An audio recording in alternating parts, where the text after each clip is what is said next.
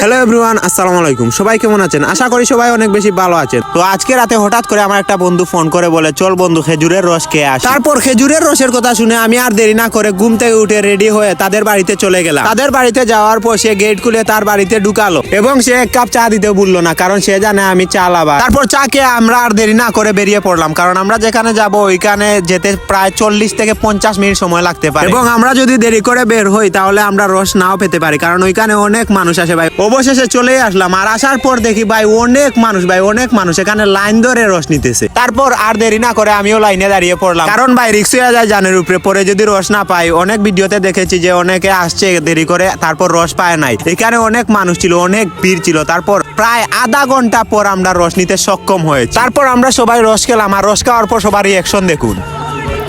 ঠিক আছে কিটা মনে হবে হানি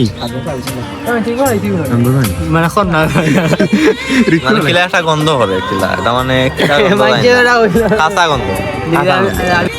কেমন লাগলো? কোনো স্বাদ নাই। আসলে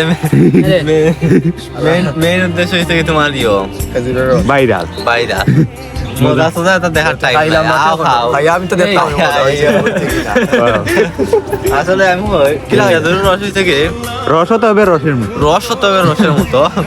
ওই খাও হচ্ছে আমার খুলে খাইয়া 5 লিটার তাতে তখন সাইকেলও করলি আমরা এখন আমরা সাইকেলে তেল জ্বলছে প্রায় তেলের বদলা রস করে দেয় সাইকেল অমনি স্টার লইছে না স্ট্যান্ডায় রস খাও আর বাস খাও, রস খাও আর বাস খাও। আমরা 5 লিটার লইছি রস 5 লিটার লওয়ার পরে তো আমরা জানের উপরে আর বাড়িতে গিয়া রস গরম মরিয়া খাইমু। খাওয়ার পরে অবশ্যই আবার জানাইমু যেন কিলা আন লাগলো রসটা। তারপর আমরা সরাসরি মৌলভীবাজার চলে আসলাম। আমরা যেহেতু সকালে নাস্তা করি নাই তাই সরাসরি চলে গেলাম পানসি রেস্টুরেন্টে। ওখানে আমরা আইছি মৌলভীবাজার পানসি। তো আপনারা সবাই জানেন মৌলভীবাজার পানসি রেস্টুরেন্টের সকালের ভাইরাল নাস্তা হচ্ছে খিচুড়ি। তো আমরা সবাই মিলে খিচুড়ি খেলাম, তারপর আমরা সবাই বাড়িতে চলে আসলাম। আর রস গরম করে খাওয়ার পর ওইটা রিভিউ আপনাদেরকে দিব পরবর্তী ভিডিওতে। তো ততক্ষণ ভালো থাকুন, সুস্থ থাকুন, আল্লাহ হাফেজ।